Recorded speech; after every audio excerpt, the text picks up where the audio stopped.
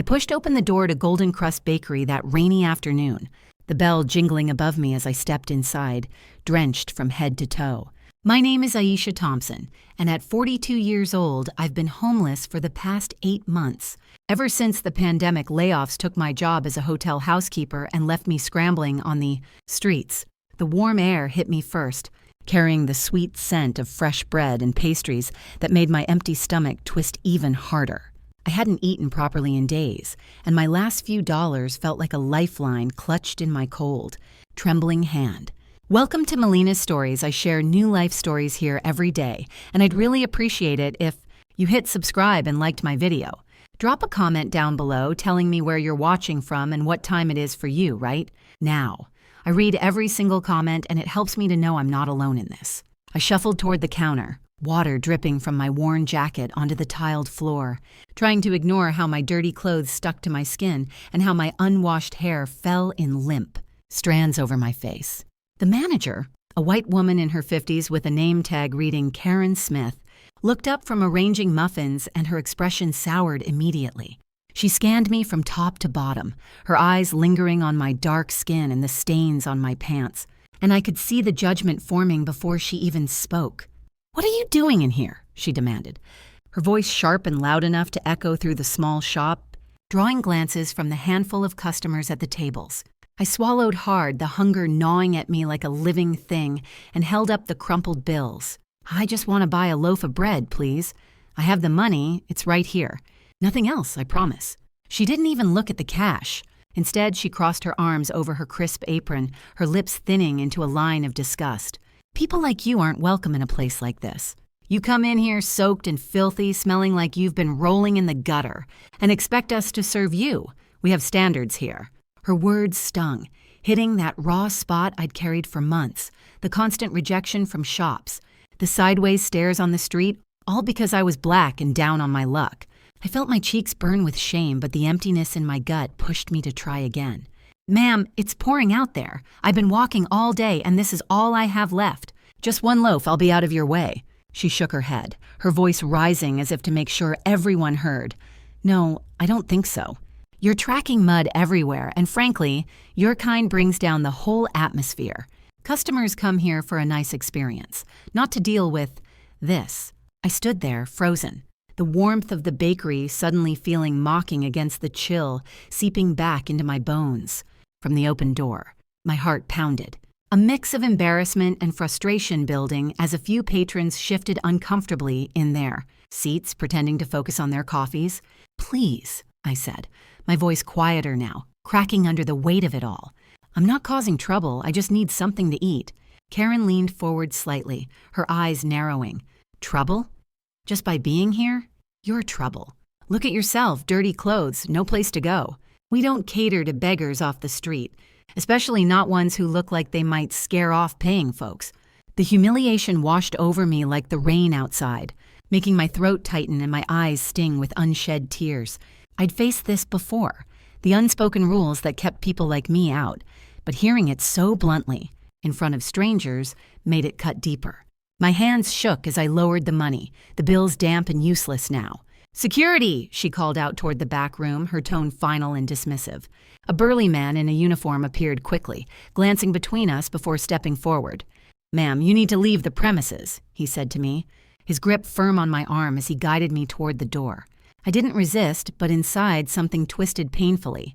The shame of being handled like I was nothing, the hunger still raging unchecked.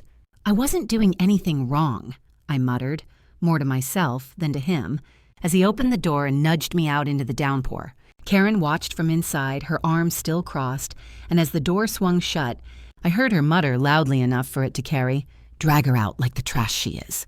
The rain pelted my face immediately, cold and relentless, soaking me anew while the bakery's glow taunted me through the glass.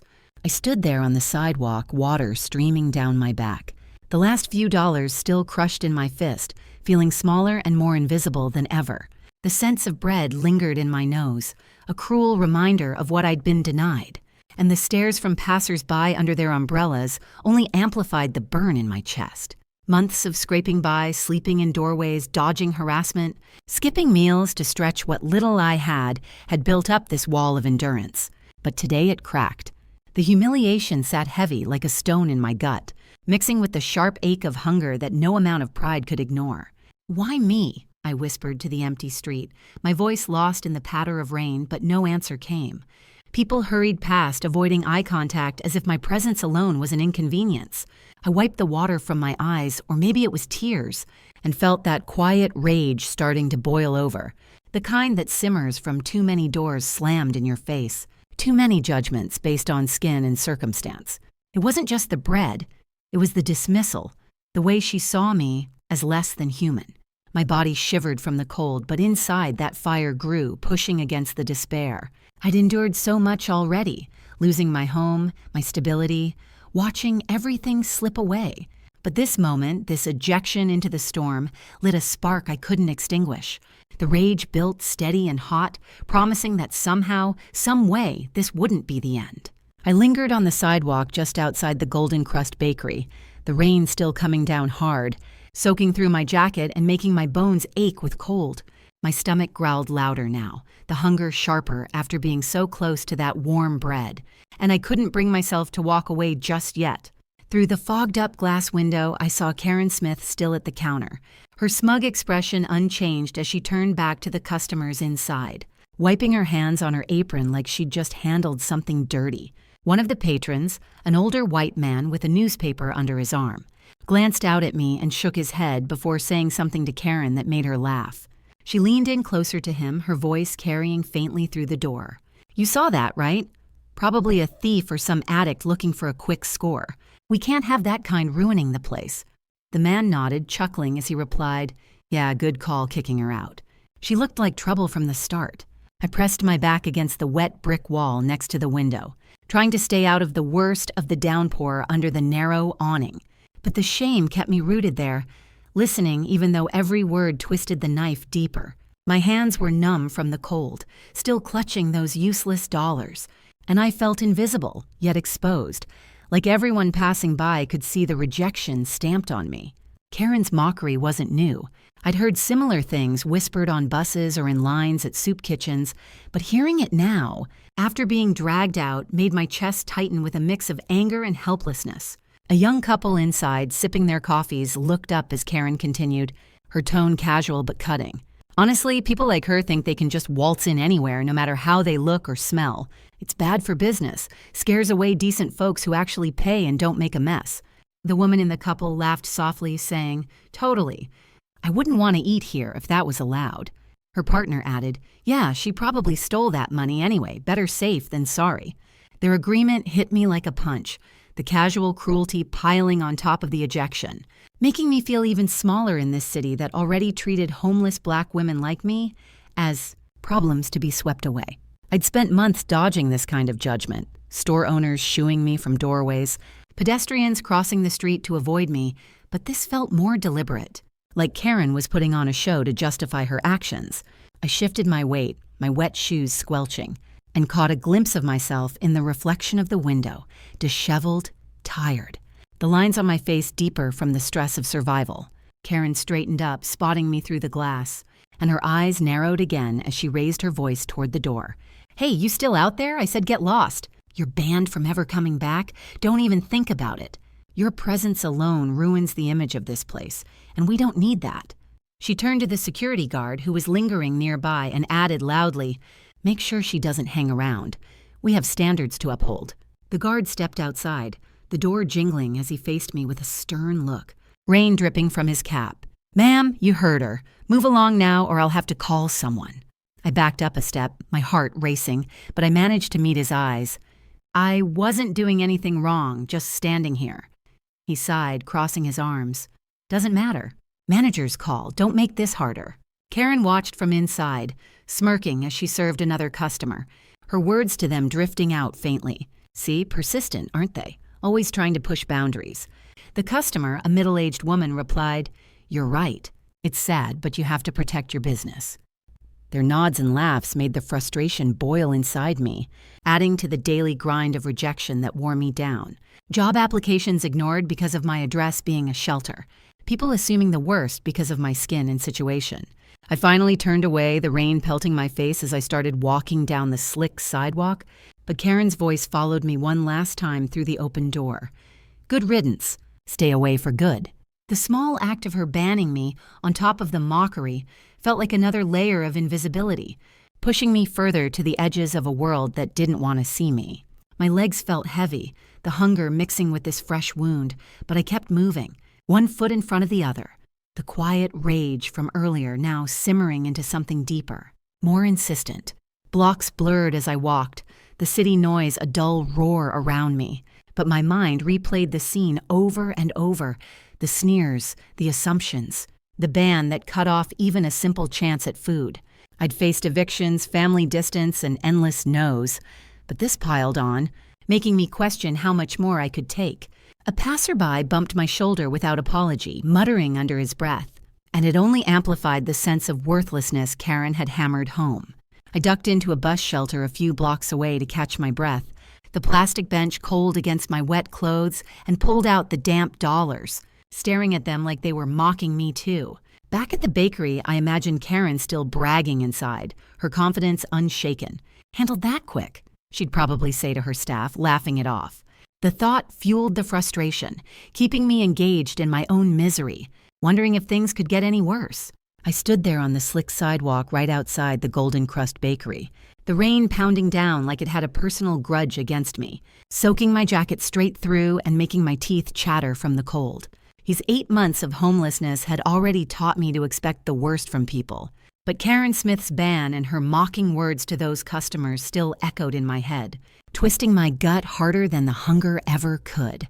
I hadn't moved far, just a few steps away under the thin awning because my legs felt like lead, and the sweet smell of baking bread wafting out every time the door opened was a cruel tease, reminding me of what I'd been denied for looking the way I did. Through the rain-streaked window, I saw Karen pick up the phone behind the counter, her face twisted in that same smug disgust as she glanced out at me. She was talking fast, gesturing wildly, and I caught snippets of her voice carrying over the patter of rain. Yes, officer, there's a disturbance here. A homeless woman causing trouble, yelling at customers. Refusing to leave. She looks dangerous, like she might steal something or worse. Please send someone quick. She's still lurking outside.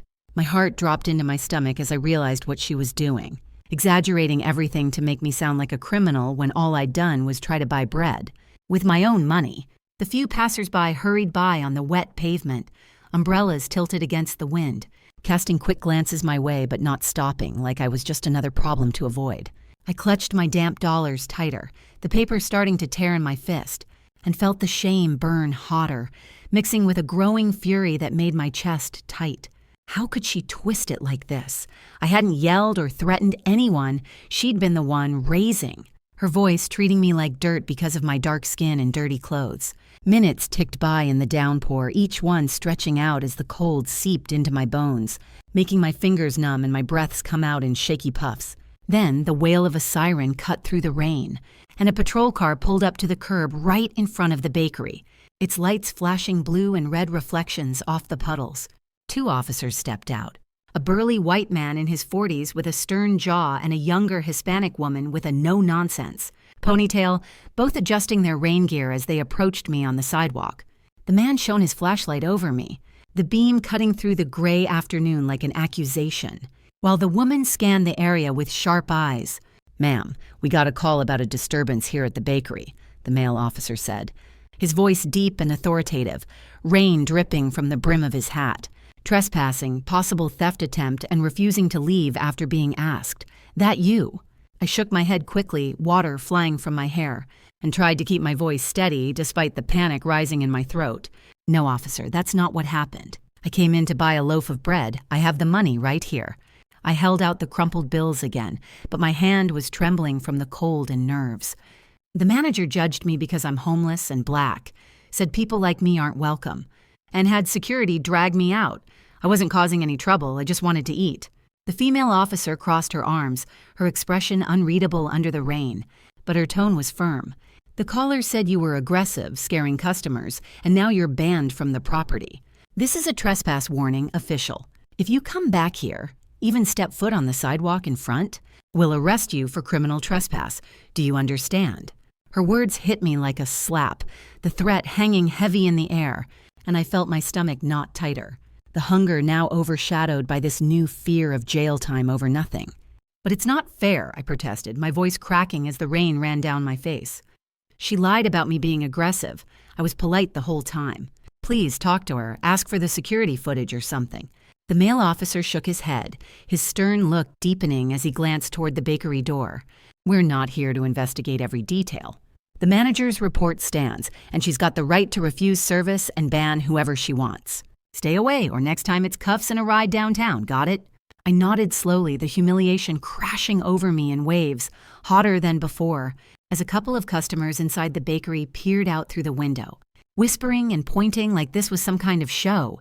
The officers started to turn back to their car, but then the bakery door swung open with a jingle, and there was Karen, standing in the doorway under the dry overhang, her arms crossed and a triumphant smirk on her face. She called out loudly enough for everyone nearby to hear, her voice dripping with contempt. "That's right, officers. Thank you for handling this. Filthy beggars like her don't belong in nice places like this. She should stay in the gutters where she fits."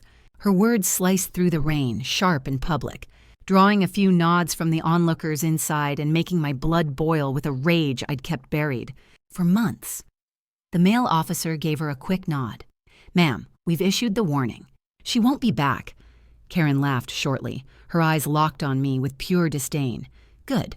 People like you ruin everything, dirty, desperate, and always causing problems. Crawl back to whatever hole you came from." The door slammed shut behind her as she retreated inside, still gloating visibly through the glass, turning to chat with a customer like she'd just won some victory. The officers got back in their car and drove off, leaving me standing there in the pouring rain, the siren fading into the distance. My whole body shook, not just from the cold, but from the injustice of it all. Her brazen racism and classism laid bare for the world to see, escalating everything from a simple refusal to a full-blown threat on my freedom. The sidewalk felt even more hostile now, with the bakery's warm glow mocking me from behind the window, and I could imagine Karen inside, patting herself on the back for putting me in my place. Her gloating face burned into my mind, that smug certainty that she could treat me like trash and get away with it. Hiding behind the law, she'd twisted to her side. But as the rain kept falling, soaking me to the core, that quiet rage inside me intensified, turning from a simmer to a full blaze, making me clench my fists until my nails dug into my palms. One day, she'd regret every word, every look. She had no idea what she'd started. And the thought of her downfall, of justice finally swinging back, kept me from crumbling right there. The rain had finally eased up by the time I trudged the last few blocks to the downtown shelter, my shoes heavy with water and my body numb from the cold that had settled in like an unwelcome guest.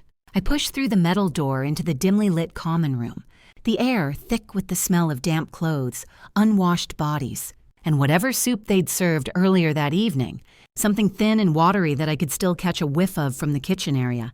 I'd thought I'd hit bottom before, but after that mess at the Golden Crust Bakery with Karen Smith calling the cops on me like I was some criminal, I felt lower than ever. Like the weight of her words and those officers' warnings had crushed whatever fight I had left. I scanned the room for an open cot, spotting one in the corner near a group of women huddled around a small table, their voices low but carrying in the echoey space. "Lines over there for check-in," one of the volunteers called out from behind a desk, a tired-looking man in his 60s with glasses slipping down his nose. I nodded and shuffled over, pulling out my ID from my soggy pocket, the plastic card warped from the rain.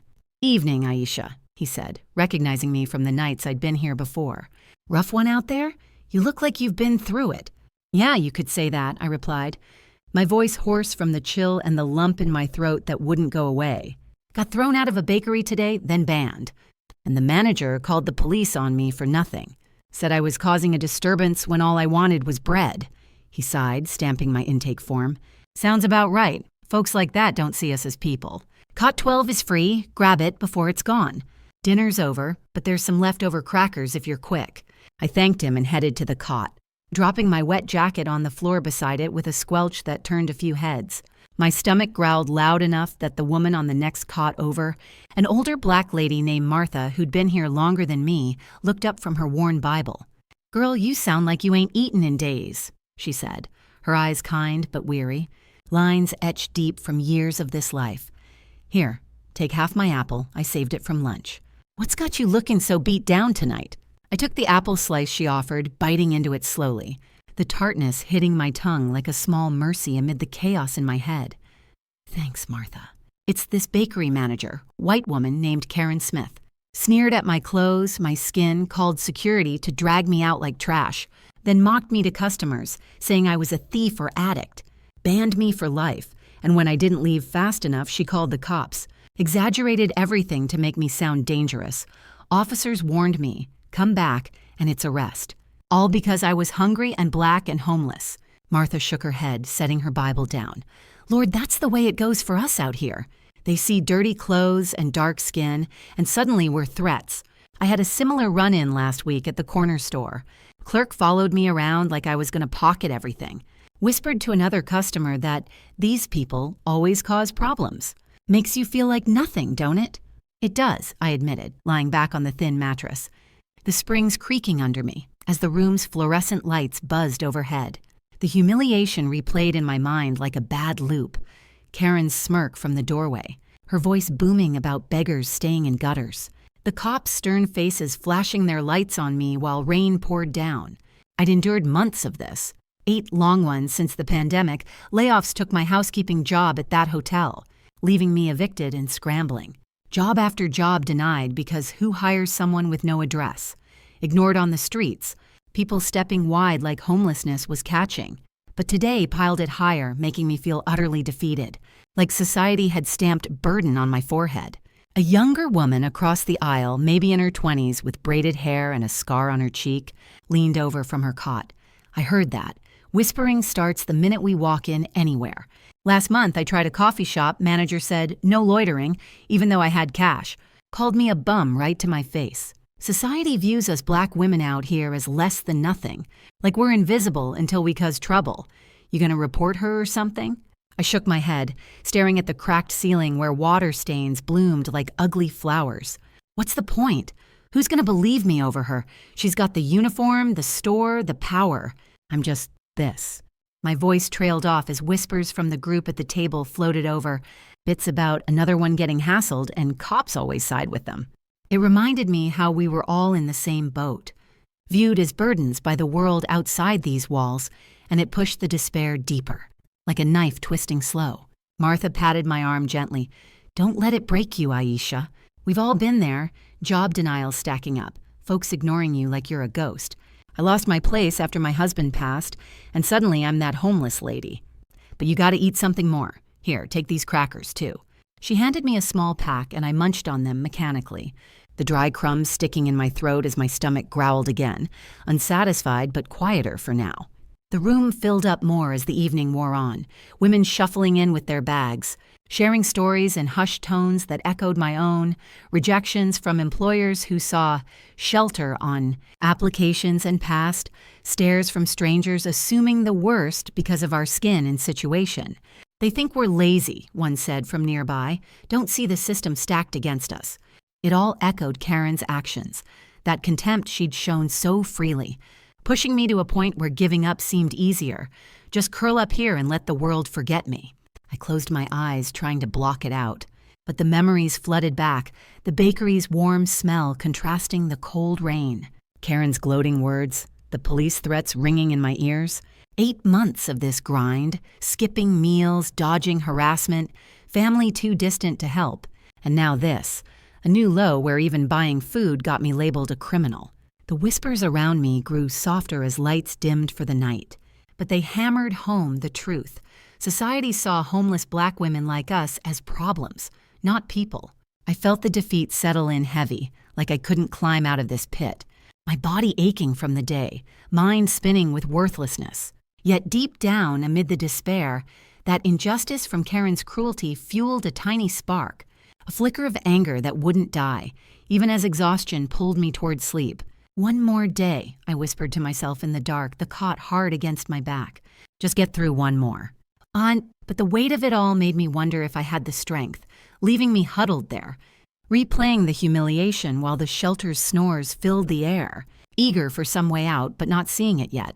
I woke up the next morning on that hard cot in the shelter, the thin blanket twisted around me from a night of restless tossing.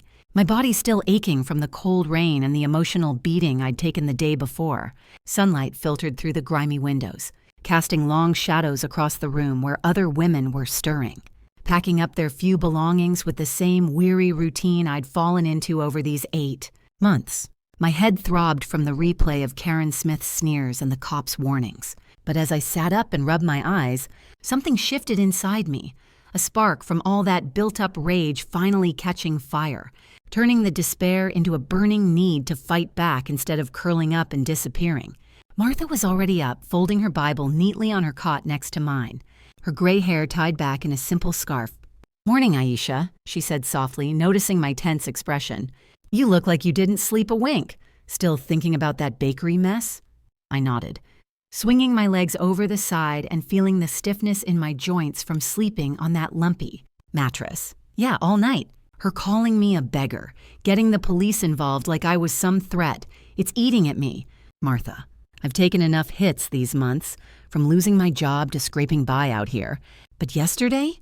That was the line. I can't just let it slide anymore." She handed me a styrofoam cup of weak coffee from the shelter's kitchen cart, her eyes full of that quiet wisdom she'd earned from her own hard years. "Honey, I've seen too many of us break from stuff like that, but you got fire in you, I can tell. What you gonna do? Report her to somebody?" I sipped the coffee, the bitter warmth spreading through me and clearing the fog in my head. And that's when it hit me like a forgotten key turning in a lock. I'd stuffed that letter from the lawyer deep in my bag weeks ago, ignoring it because dealing with my estranged uncle's death felt like too much on top of surviving the streets. But now, with Karen's contempt fresh in my mind, I dug through my damp belongings and pulled out the envelope. Its edges curled from the rain, but the words inside still clear. Notification of inheritance from Uncle Reginald. The wealthy brother my mom hadn't spoken to in years after some family feud I never fully understood. "Wait a minute," I muttered, scanning the letter again under the fluorescent lights, my heart picking up speed as I read about his passing 2 months back and the assets he'd left behind: stocks, properties, a fortune I dismissed as irrelevant when I was too busy dodging eviction notices. This could change everything. He left it to me. Why me? We barely talked, but Mom always said he had no kids, no one else close. If this is real, I could... Martha leaned over, peering at the paper with wide eyes. "A lawyer's letter? Girl, what's it say? You got family money coming?" I folded it carefully, a surge of determination washing over me, pushing out the helplessness that had pinned me down last night. "Looks like my uncle passed and named me in his will."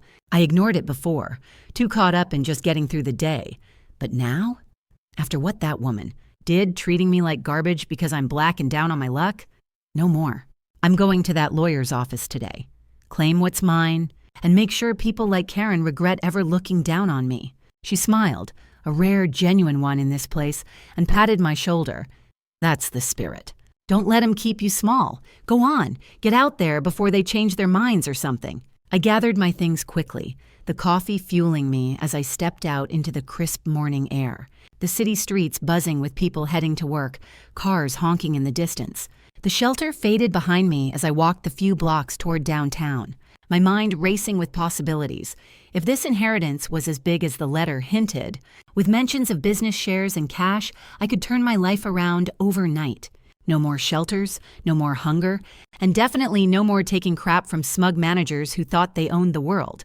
But as I passed near the Golden Crust Bakery on my way, couldn't avoid it since the lawyer's address was just a mile further, I slowed down, spotting Karen through the window, already behind the counter in her apron, chatting with a couple of her staff as they prepped for the morning rush. I ducked behind a parked car across the street, close enough to hear if I strained, the smell of fresh bread drifting over and twisting my empty stomach. But I wasn't there for food this time. "Listen, you should have seen it yesterday," Karen was saying loudly to a young cashier, her voice carrying out the open door as she arranged pastries in the display case. "This homeless black woman comes in all dirty and wet, thinking she can just buy something like a normal person."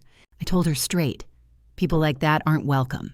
Called security, got her dragged out, then called the cops to make sure she stays gone. Handled that trash quick. The cashier laughed nervously, wiping down the counter. "Wow, boss, that sounds intense. Was she really causing trouble?" Karen snorted, crossing her arms with that same smirk I'd seen yesterday, her tone full of superiority. "Trouble? just by existing, smelling up the place, scaring customers with her beggar look. I bragged to the evening shift last night, told him how I kept our standards high. No way I'm letting filth like her ruin my store. I'm the best at spotting 'em and shutting 'em down. Another employee, a guy stocking shelves, chimed in. Yeah, you always handle that stuff smooth. Bet she won't show her face around here again. Damn right, Karen replied, laughing as she turned back to the register. Trash belongs in the gutter, not in nice places like this. Makes me feel good, knowing I protected our business from types like her. I clenched my fists behind that car, my face heating up with fresh anger at her bragging. Her smug belief that she'd won and could just trash talk me like I was nothing. She'd no idea I was listening, but hearing her still so triumphant, acting like the queen of her little domain, only fueled my resolve harder. No longer willing to be stepped on, I straightened up and kept walking toward the lawyer's office, the letter burning a hole in my pocket. This was it. I'd claim what was mine, build my power, and come back to make her pay for every word. She'd regret treating me like that, and the thought of wiping that smirk off her face kept me moving, step by determined step, through the morning crowd. By the time I reached the sleek office building downtown, my heart was pounding with a mix of nerves and excitement. The glass doors reflecting my disheveled self, but not dimming the fire inside. I pushed inside, the air-conditioned lobby a stark contrast to the streets, and approached the reception desk where a young woman in a blouse looked up with a polite smile. Can I help you? I'm Aisha Thompson, I said, pulling out the letter and holding it steady despite my shaking hands. I got this about my uncle's estate. I need to see the lawyer, today if possible. It's urgent. She scanned the paper, her eyebrows raising slightly. Mr. Hargrove's office? Let me check his schedule. Take a seat. It might be a short wait. I sat in the plush chair, flipping through an old magazine, but not really seeing the pages. My mind fixed on the plan forming. Get the details, secure the money, and strike back at Karen and anyone else who'd written me off. No more weakness. No more hiding. This was my awakening, and as the minutes ticked by, I felt the shift solid, ready to turn the tables and watch her world crumble under the weight of her own cruelty. I sat in that lawyer's waiting room for what felt like forever, my damp clothes from yesterday's rain still clinging to me a bit, making me shift uncomfortably in the plush chair while the receptionist typed away at her computer. The place was all sleek glass and polished wood, a far cry from the shelter I'd just left, and I kept glancing at the letter in my lap, my heart racing with this mix of hope and nerves that I hadn't felt in months. Finally, the door opened and Mr. Hargrove stepped out, a tall, gray-haired man in a sharp suit, maybe in his 60s, with kind eyes behind his glasses. Miss Thompson, come on in. I've been expecting you, though I have to say, it's taken a while for you to respond to our notices. I followed him into his office, the carpet soft under my worn shoes, and sat across from his big desk piled with folders and a computer screen glowing with legal stuff. I'm sorry about that, I said, handing him the letter. Life's been rough these past 8 months. Lost my job at the hotel during the pandemic. Ended up on the streets. Didn't think much of this until now. What's it all about? My uncle Reginald, we weren't close, but the letter says he left me something? Mr. Hargrove nodded, adjusting his glasses as he pulled up a file on his computer and spread out some papers. Yes, Reginald Thompson passed away 2 months ago from complications after a long illness. No immediate family besides distant relatives like you. He named you as the primary beneficiary in his will. It's quite substantial, a massive fortune. We're talking over $50 million in cash, stocks, real estate, and shares in various businesses. He remembered you from family stories your mother shared before they fell out. Said you were hardworking. Deserved a break after raising your son alone since your husband left years back. I stared at him, my mouth going dry as the numbers sank in. The room suddenly feeling too warm despite the AC humming in the background. 50 million? I can't even wrap my head around it. Are you sure? I mean, we barely spoke. What businesses? Anything local? He smiled a little, sliding over a stack of documents, printouts of bank statements, stock certificates, and property deeds, all with my name typed out clear as day. Absolutely sure. We've verified everything through probate court. Sign these to start the transfer process.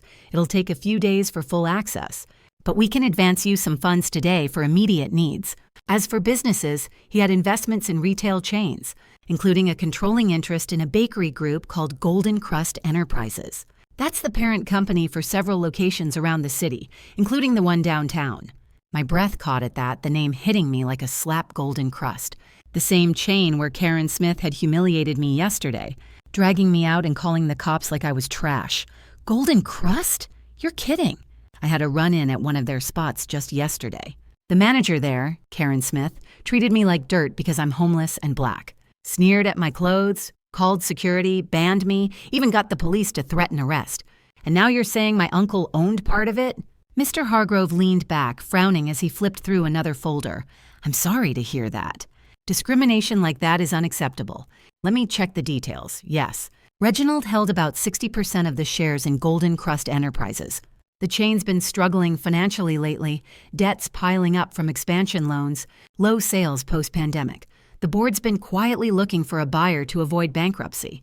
With your inheritance, you'd essentially control the company once the shares transfer. We can pull the financial reports right now if you want to dig deeper. Yes, please, I said quickly, my mind spinning with this perfect twist. The rage from Karen's gloating words yesterday fueling me as I leaned forward. Show me everything. If they're up for sale, I want in. No more than that, I want to buy the whole chain outright. Use whatever advance you can give me to start the process. This could be my chance to turn things around, make sure no one else gets treated like I did. He nodded, printing out a thick packet of financials, balance sheets showing red ink everywhere, emails from the board discussing potential sales, and even internal memos about store performance. Here you go. The company's valued at around $10 million, but with the debts, you could negotiate a buyout for less. I'll contact their lawyers today to express interest anonymously for now. Keep your name out until you're ready. In the meantime, here's a check for $50,000 as an advance. It should tide you over. Sign here to authorize. I scanned the documents, my hands steady now as I spotted the downtown bakery listed with notes on staffing, including Karen's name as manager and reports of customer complaints that mirrored my experience. People turned away for looking undesirable. This is gold, I muttered, signing the forms with a pen he handed me. She's been running that place like her personal kingdom, bragging to her staff about handling trash like me. If I own this, I can change it all. Just then, my old phone buzzed in my pocket, an ancient flip model I'd kept charged at the shelter, and I pulled it out to see a text from an old friend, Jamal, who I'd worked with at the hotel before the layoffs. We'd lost touch, but I'd messaged him last week about job leads. Hey, Aisha, got your text. Sorry about the rough times. If you need help, hit me up. I work in finance now, auditing companies. What's up? I texted back quick. Big news. Inheritance coming through. Need help verifying some business docs on Golden Crust Bakery chain. They're in trouble. Thinking of buying. Can you look into it discreetly? His reply came almost immediately. Whoa, congrats. Yeah, I can pull some public records, maybe insider info through my network. Send me what you have. I'll verify the financials, check for any hidden debts or lawsuits. Old time's sake, no charge. Meet for coffee later? Deal, I typed, attaching photos of the key pages I'd snapped with my phone. Thanks, Jamal. This means everything. Keep it quiet for now. Mr. Hargrove watched me with a raised eyebrow as I pocketed the phone. Sounds like you're building a team already. Smart move. With these documents proving your inheritance and the chain's vulnerabilities, you're shifting the balance quietly. Once we confirm the transfer, you'll have the leverage to make moves. Any specific plans? I stood up, folding the papers into my bag along with the check, a quiet thrill running through me as I imagined Karen's face when the truth hit. Oh yeah. First, get cleaned up, get some real clothes. Then, dig deeper into that bakery's ops, maybe even record any more of her rants if I can. My friend Jamal's helping verify details, tipping the scales without her knowing. She's still smug, thinking she's untouchable, but not for long. He shook my hand firmly at the door. Good luck, Miss Thompson. Call if you need anything. This fortune could change your life and others, too. I stepped out into the sunny street, cashing the check at a nearby bank and feeling the weight of those bills in my wallet for the first time in ages, the city noise buzzing around me like it had a new energy. Jamal texted again. Prelim check. Chain's debts are real. Up for sale quietly. No major lawsuits, but employee turnover high at downtown spot. Manager Karen Smith has complaints filed against her for discrimination, buried in HR files. I can get more if you want. Perfect, I replied. Send it over. This is the opportunity I needed. I headed to a cheap motel to shower and change, buying some fresh clothes at a thrift store on the way. Nothing fancy. but clean and sharp enough to blend in.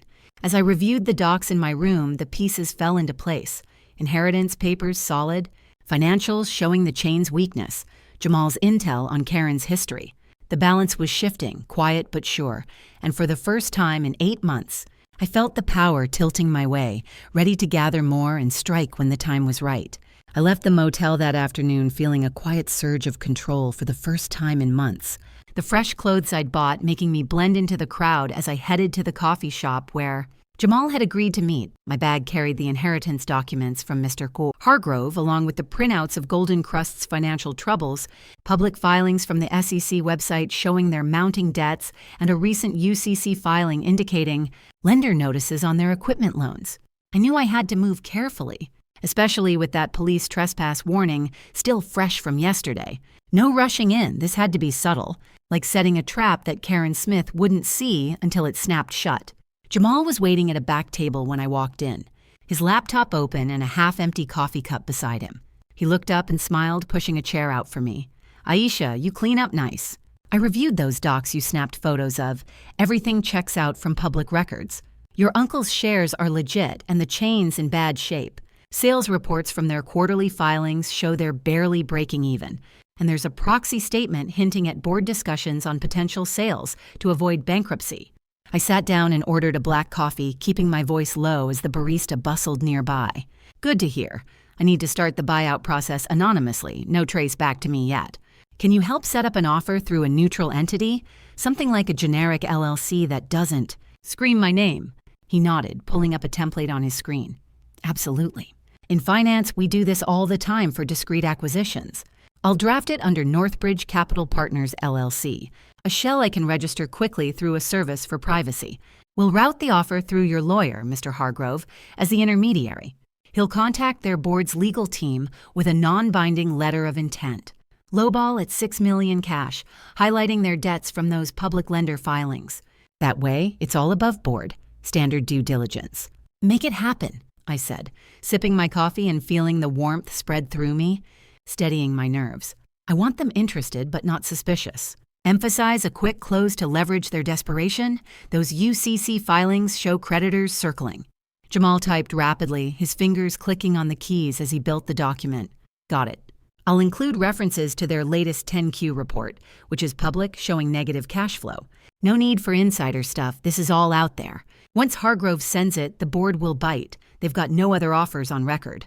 This is your first move, Aisha. Subtle, but it'll start the wheels turning." We finished the draft in under an hour, and I texted Mr. Hargrove the details from my phone. "Proceed anonymously via Northbridge Capital," I wrote. "Send the LOI today." His reply came quick. "On it. Offer going out this afternoon. Identity protected." As we wrapped up, Jamal leaned in. "What about evidence on that manager, Karen? You mentioned building a file." I pulled some public stuff. State Labor Board has anonymized complaints against Golden Crust for discriminatory practices at the downtown location. Nothing naming her directly, but patterns match. Refusal of service based on appearance. Biased hiring notes in old job postings scraped from archive sites. I can get witness contacts through legitimate channels if you want. Former employees who've posted reviews on Glassdoor. "That's a start," I replied, paying for our coffees as we stood to leave. "But I need something more concrete. I'm heading near the bakery now from a safe distance. If she's venting loud enough in public view, I can note it down. No risks, police warned me off the property." "Smart," Jamal said, shaking my hand outside the shop. "Text if you need me to cross-reference anything. This dossier's building. Public records plus whatever you gather lawfully. It's the foundation." I walked the few blocks toward the Golden Crust downtown spot as the sun dipped lower, the evening crowd thickening on the sidewalks. I stayed well across the street, lingering near a newsstand where I could browse magazines and keep an eye on the bakery without crossing over far enough to avoid any trespass issues, but close enough to observe the entrance. The place was humming with after-work customers, the door propped open against the mild air, letting voices drift out onto the sidewalk.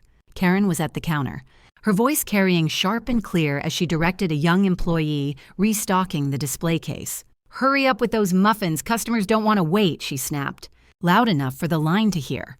A black man in worn work clothes approached the counter, holding cash for a coffee, and Karen's tone shifted as she eyed him up and down.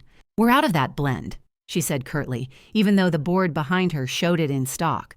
"Try somewhere else if you're in a rush." The man frowned but left without arguing, and Karen turned to her cashier, her words floating out the open door. "See that? We have to be careful with folks who look like they've been working outside all day. Tracks in dirt makes the place look bad. Stick to serving the regulars who fit in here." I pulled out my phone casually, like I was texting, and started a voice memo app, capturing the ambient sounds, including her comments. Nothing invasive, just what anyone on the public sidewalk could hear. A moment later, a Latina woman with a stroller came in, and Karen waved her off quickly. "Bathrooms for customers only, and we're busy. Find a public one." But when a white couple in business attire asked the same, she pointed them right back with a smile.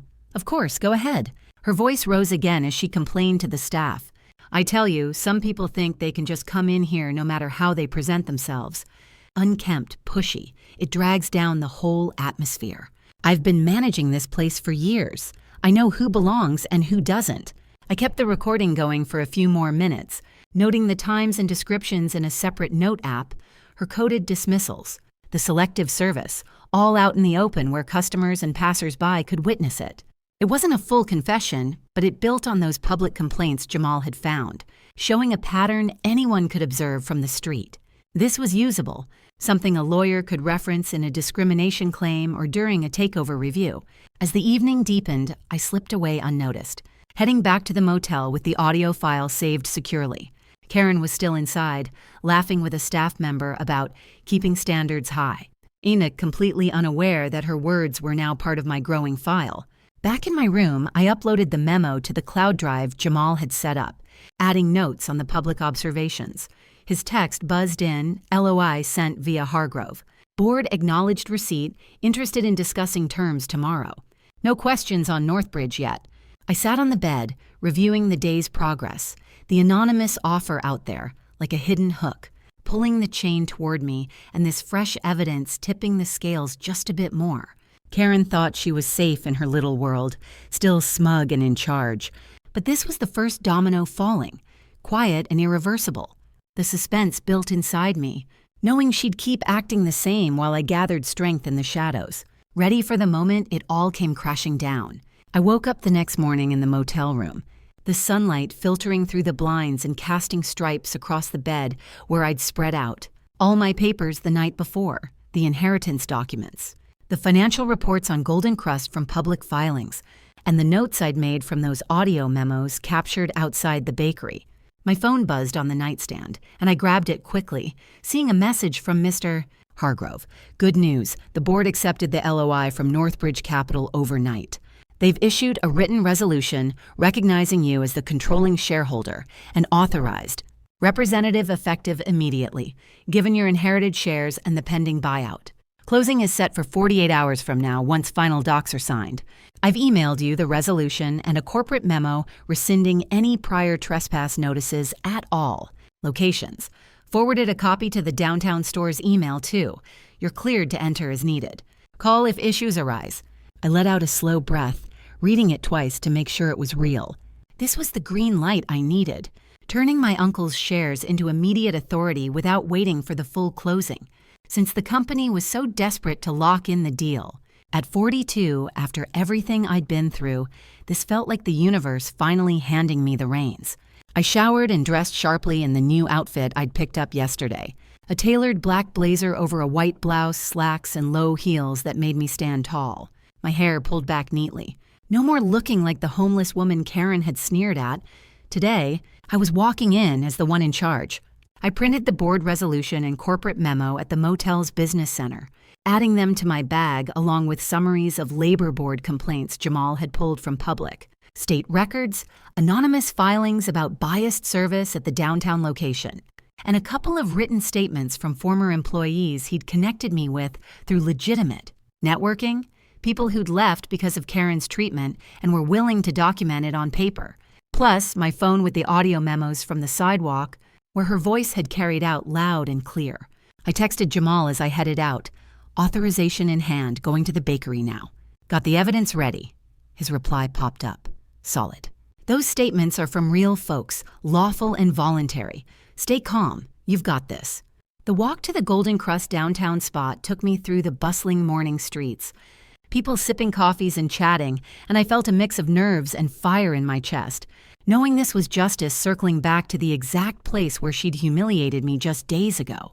The trespass warning from the police loomed in my mind, but with the corporate memo rescinding it, sent directly to the store's email and CC'd to local authorities as a precaution, I knew I was covered. No violations. I was entering as the authorized rep. The bell jingled as I pushed open the door, the warm smell of fresh pastries hitting me like a memory of that rainy day. But this time I held my head high. A few early customers sat at tables, nursing coffees and scrolling on phones, and the young cashier from before looked up with a polite smile that faltered when she half recognized me. Karen was at the end of the counter, barking orders to a barista about restocking creamers, her apron crisp and her hair pinned back in that same severe style. She turned at the sound, her eyes scanning me quickly before narrowing in confusion. "Can I help you?" she asked, her tone clipped but not yet hostile, like she was trying to place my face under the new clothes. I stepped right up to the counter, setting my bag down and pulling out the board resolution first, laying it flat where she and the staff could see. "Yes, you can. My name is Aisha Thompson, and I'm here as the controlling shareholder and authorized representative of Golden Crust Enterprises. This resolution from the board confirms it, effective immediately, pending the buyout closing in 48 hours. I've inherited the majority shares, and Northbridge Capital is facilitating the transition." Karen's face twisted, her hands freezing mid-wipe on the counter as she leaned in to read the paper, her eyes darting over the signatures and corporate seal. "What? This can't be right. Wait, you look familiar. Oh my God, you're that woman from the other day, the homeless one I had thrown out. This has to be some kind of joke or scam. Get out before I call security again." I kept my voice calm and even, pulling out the corporate memo next and sliding it beside the resolution. "No scam. Read this. It's a memo rescinding the trespass notice you issued. Sent to your store email this morning with copies to the police. I'm authorized to be here, and as the controlling owner, I need to address some issues. Starting with how you treated me that day, sneering at my dirty clothes and dark skin, calling security to drag me out like trash, then phoning the cops with lies about a disturbance. All because I was black, hungry, and down on my luck." The cashier gasped softly, stepping back with wide eyes, and one of the customers at a nearby table whispered to her companion, "Did she just say she owns the place?" Karen snatched the memo, her cheeks flushing red as she scanned it, then tossed it down like it burned her. "This is insane. I've been manager here for 15 years. Corporate would have told me if something like this was happening. You're forging these. I know it. I'm calling the board right now to straighten this out." She fumbled for her phone from her apron pocket, dialing with shaky fingers, her voice rising to draw attention from the staff hovering nearby. I waited, crossing my arms as the barista exchanged stunned glances with the cashier, and another customer pulled out his phone, starting to record the scene discreetly. Karen put the call on speaker, her smugness cracking a bit when a voice answered, "Golden Crust Corporate. This is Elaine in legal. How can I help?" "This is Karen Smith at downtown," she barked, holding the phone out. "There's a woman here claiming she's the new owner or something. Says Northbridge Capital bought us out and she's authorized. It's got to be fake. She was a beggar I banned 2 days ago. Tell her to leave." There was a pause on the line, papers rustling in the background. "Ms. Smith, we've received the board resolution and memo. The LOI was accepted, and Ms. Aisha Thompson is indeed the controlling shareholder via inheritance and the pending acquisition. She's authorized to act on behalf of the company effective immediately. The trespass notice is rescinded. Please cooperate." Karen's face went pale, her mouth opening and closing like a fish as she stared at the phone. "But that can't... I don't understand. How could this happen overnight? She's lying about everything." I leaned forward slightly, pulling out the labor board summaries and the witness statements, laying them on the counter. Not lying. These are public labor board filings, complaints about discriminatory service here, like refusing people based on how they look. And these statements are from former employees who reached out voluntarily, describing how you favored certain customers and hires, making biased comments. Plus, I have audio from yesterday, captured from the public sidewalk where your voice carried out the open door. Things like being careful with folks who look unkempt and turning away people who don't fit in. My lawyer's reviewing it for admissibility, but it's all part of the pattern you showed me firsthand." The barista whispered, "Oh man, that's messed up," and the customers' murmurs grew, one saying loudly enough to hear, "Sounds like she's been running this place wrong for a while." Karen backed up a step, her eyes darting to the papers, then to me, panic setting in as she clutched the phone tighter. "This is harassment. You can't just come in here and accuse me of that." "Corporate, tell her she's wrong. I've kept this store profitable. Maintain standards." The voice on the line sighed. "Miss Smith, the board's aware of the transition. Miss Thompson has authority. We'll discuss internally. But for now, follow her directives." Karen hung up, her hands trembling as she shoved the phone back in her pocket, her power visibly slipping away in front of her staff and the customers, who were now openly staring in stunned silence. A couple more pulling out phones to capture the moment. She glared at me, her voice dropping to a hiss. "You think this makes you right? Dragging all this up because I wouldn't serve you? Fine. You're in charge for now, but I'll fight this. You wait and see." I met her eyes, feeling the weight of that rainy day's humiliation lift just a bit more. It's not about revenge, it's about the truth coming out. Right here where you made me feel like nothing. Your cruelty stops today. The staff shifted uncomfortably, the air thick with tension, and Karen's shoulders slumped, her smug facade cracking wide open as the reality hit her hard. I stood there at the counter of the Golden Crust Bakery, the morning light glinting off the glass display cases filled with pastries that now felt like symbols of the control I'd just claimed. My heart pounding steady as Karen Smith's face twisted from panic into something sharper, more desperate. She slammed her hand down on the papers I'd laid out, the board resolution, the memo rescinding the trespass, the labor board summaries, and those witness statements, and her eyes flashed with a mix of denial and fury. "You think you've won? This isn't over. I know people at corporate, higher up than whatever hack signed this. They'll see through your little power grab, and you'll be back on the streets where you belong, begging for scraps." The young cashier froze behind her, her hands hovering over the register like she didn't know whether to ring up the next customer or call for help, while the barista whispered something to another staff member who'd poked his head out from the back room. A couple at a nearby table had their phones out, recording the whole thing, and one of them said loudly enough for us to hear, "This is wild, keep going, lady." I kept my gaze locked on Karen, pulling out the full stack of inheritance documents from my bag, the ones proving Uncle Reginald's will and my controlling shares, along with the financial reports showing the chain's debts in stark red ink. "It's over for you, Karen. As the authorized representative, I'm terminating you effective immediately. Your behavior, the discrimination, the lies to the police about me, all of it, gives me grounds. These witness statements from your former employees detail how you've been turning away customers based on race and appearance for years. And the audio I captured yesterday from the sidewalk backs it up." She laughed then, a harsh, barking sound that made the customers shift uncomfortably in their seats, but I could see the sweat beading on her forehead as she grabbed her phone again. "Terminate me? You? A nobody who was filthy and homeless 2 days ago? I'll rally the staff. They've seen how I run this place profitably. And corporate? I'll tell them you're unstable, forging evidence to settle a personal grudge. Elaine in legal? She's a friend. She'll back me up and reverse this nonsense." She started dialing again, her fingers jabbing the screen, and turned to the cashier. "Jenny, call the other shifts. Tell them what's happening. We won't let some outsider ruin what I've built. Mike, security, get over here and escort her out. Trespass or not, she's disrupting business." The security guard, Mike, who'd been lingering near the door since the earlier call, stepped forward but hesitated, looking at me with uncertainty in his eyes. "Ms. Smith, corporate already confirmed on the phone. I don't know." I held up my hand, pulling out my phone and hitting play on one of the audio memos, letting Karen's voice fill the bakery loud enough for everyone to hear. "Some people think they can just come in here no matter how they present themselves, unkempt, pushy. It drags down the whole atmosphere." The customers murmured more, one saying, "That's straight up racist." And Jenny, the cashier, backed away, shaking her head. "I didn't sign up for this, Ms. Smith. If that's how you've been running things—" Karen's call connected, and she put it on speaker again, her voice rising. "Elaine?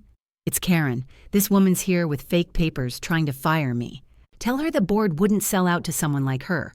Reverse the authorization now." Elaine's voice came through, calm but firm. "Karen, I've got the files right here. The board resolution stands, miss.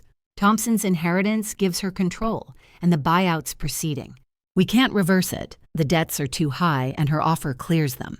As for termination, if she has evidence of misconduct, that's within her rights as rep. I leaned in, adding my own voice to the call. Elaine, this is Aisha Thompson. I've got public labor board filings showing patterns of discrimination here. Witness statements from ex-employees describing biased hiring and service. And audio of Karen making those comments in public view yesterday. It's all documented, and it violates company policy. Send me the HR contact, and I'll forward everything for review. Karen's face crumpled then. Her attempt to rally falling flat as Mike the guard crossed his arms and said, I'm not touching this, Ms. Smith. Sounds like she's legit. The barista nodded, turning to me. We've heard her say stuff like that before. If you're really in charge, what now? Karen dropped the phone on the counter, her hands clenching into fists as she glared at me. Trying one last flip. Fine, expose your truth. But those statements, probably paid off or coerced. And the audio? Twisted out of context, I was talking about cleanliness, not race. The staff knows me, they'll vouch. Jenny, back me up. Tell her I keep this place running smooth. Jenny shook her head again, her voice soft but clear. No, Miss Smith. I've seen you turn away black customers more than once, saying they don't fit. I'm done covering. The truth hung there, exposed for the whole bakery to absorb. The customers now openly discussing it among themselves, one typing furiously on her phone like she was posting about it online. I gathered the papers back into my bag, feeling the climax building as Karen's resistance cracked further, her eyes darting to the door like she might bolt. You can't do this, she muttered, her voice breaking. I've given everything to this job, power, reputation, all of it. You'll regret crossing me. I'll sue, drag this out. But her words fell flat, the staff stepping away from her, and Elaine added from the phone, Karen, stand down. HR will handle your exit. Ms. Thompson will coordinate the transition. I picked up the phone, ending the call with a thank you to Elaine, then turned back to Karen. The full reveal sinking in as her attempts to turn the tables failed one by one. The evidence I'd gathered, the documents, the statements, the audio, had sealed it, leaving her exposed and powerless in the very spot where she'd tried to crush me. Mike moved closer, ready to escort if needed, and the bakery's air felt charged, like everyone was waiting for the final blow. I stood there behind the counter of the Golden Crust Bakery, my heart still racing from the confrontation as Mike the security guard led Karen toward the door, his hand lightly on her elbow to keep things from escalating further. She twisted away one last time, her face flushed and her eyes wild with a mix of rage and disbelief, pointing a finger back at me like it could undo everything. This isn't the end, you know, she hissed, her voice carrying through the quiet shop where customers were still staring, some with their phones half raised like they might start recording again. I'll get a lawyer, sue for wrongful termination, defamation, everything. Those statements in your audio, they'll say it's all fabricated or out of context. And when I win, you'll be the one paying me, back to scraping by while I get reinstated. Mark my words. Mike paused at the door, looking at me for confirmation, and I nodded firmly. Make sure she leaves the premises, Mike. No need to call the police unless she refuses. Karen shot him a glare, snatching her arm free, but she didn't fight it anymore, stepping out into the morning sunlight with her bag clutched tight, muttering something about calling her contacts as the bell jingled behind her. I watched her through the window, seeing her pull out her phone on the sidewalk, probably dialing that lawyer she kept threatening about, her posture slumping as she paced back and forth. The immediate tension in the air eased a bit, but the staff, Jenny, the barista, and the guy from the back looked at me with wide eyes, waiting for what came next. A customer at a table cleared his throat and said, "That was intense. You okay, ma'am?" She seemed pretty unhinged. "I'm fine," I replied, forcing a steady smile as I turned to the team. "Everyone, take a minute if you need it. Jenny, you're interim lead for the day. Keep the line moving, but from now on, we serve everyone with the same respect. No judgments on looks or anything else. Dignity for all. Got it? I'll have HR send out an updated training memo by end of day to make it official." Jenny nodded quickly, wiping her hands on her apron. "Yes, ma'am." "That sounds fair. Better than before. What about the schedule? Should we close early?" I shook my head. "No, business as usual. I'll stick around until the HR rep gets here this afternoon to handle the transition paperwork. If anyone has questions or feels uncomfortable, come to me directly." The barista piped up from behind the machine, his voice tentative but relieved. "Miss Thompson, I've got to say, it's about time someone addressed that stuff." She made it awkward for all of us sometimes. I appreciated his honesty, and as the morning rush picked up, I helped out a little, ringing up coffees and pastries, feeling a strange sense of normalcy creep in, like I was finally where I belonged after all those months of being pushed aside. Customers started chatting more openly, one woman leaning over to say, "I saw what happened. Good on you for standing up." That clip someone posted online is already getting shares locally. People are talking. I thanked her, but inside I knew word spreading like that would hit Karen hard, her reputation starting to crack in real time as former staff and customers shared their stories on social media or review sites. Weeks later, with the buyout closing wrapped up within those initial 48 hours, I dove into transforming the chain, using my inheritance to start clearing the debts upon finalization and restructuring operations. I hired people who'd been overlooked just like I had, Black women from the shelters I'd stayed in, immigrants needing a fair shot, folks with gaps in their resumes from hard times. We're building a place where everyone feels welcome. I told the new hires during our first training session, handing out updated policy manuals that emphasized inclusive service and zero tolerance for bias. Profits started ticking up almost right away as word got around about the changes. More diverse crowds coming in, leaving positive reviews that drowned out the old complaints. Jenny stepped up as the permanent manager at the downtown spot, her enthusiasm making the place feel alive. And I even brought in Martha from the shelter as a part-time baker, her smile wide when she said, "Aisha, you turned this around for all of us. Feels good to be seen." Months down the line, Karen's threats turned into actual filings. She sued for wrongful termination and tried to claim the evidence was inadmissible. But the courts didn't buy it, especially after HR's internal review backed up the labor board summaries and those witness statements with even more accounts that surfaced once people felt safe to speak up. Her case is dragged on but eventually got dismissed for lack of merit, the judge citing the clear pattern of misconduct that violated company policy and anti-discrimination laws. She ended up jobless, bouncing between temp gigs that didn't last. Her reputation shattered as local news picked up on the story from those viral clips and reviews, painting her as the face of outdated prejudice in the community. "I heard she's struggling to find work now," Jamal told me over coffee one day, showing me an online thread where ex-employees shared similar experiences, facing consequences from those discrimination complaints, fines under review, maybe even a class action brewing. Karma, right? For me, stability came in waves first. A modest apartment downtown where I could finally sleep without worrying about the next meal. Then the respect from staff and customers who saw me not as that homeless woman, but as the one who'd fixed what was broken. I found peace in the routine, walking into the bakery each morning to the smell of fresh bread, knowing I'd built something better.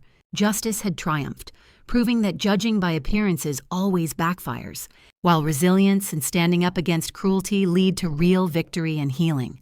No more quiet rage, just a life where I could breathe easy, surrounded by people who'd been given the same chance I fought for. Now let me ask you honestly, if you were threatened, slandered, or forced to accept money to lie, would you have the courage to say no? Tell me about a time in your life when you were forced to remain silent to avoid trouble. If this story reminds you that your voice also has value, please like to support those who dare to speak up. Share so that one more person doesn't have to bow their head and subscribe, because this world needs more people like... On screen right now, you'll see 2 new stories I think you'll really enjoy. There are many more waiting for you on the channel. So don't forget to subscribe and hit the bell so you never miss one. See you in the next story. Until then, take care of yourself and the people you love. With all my love and respect.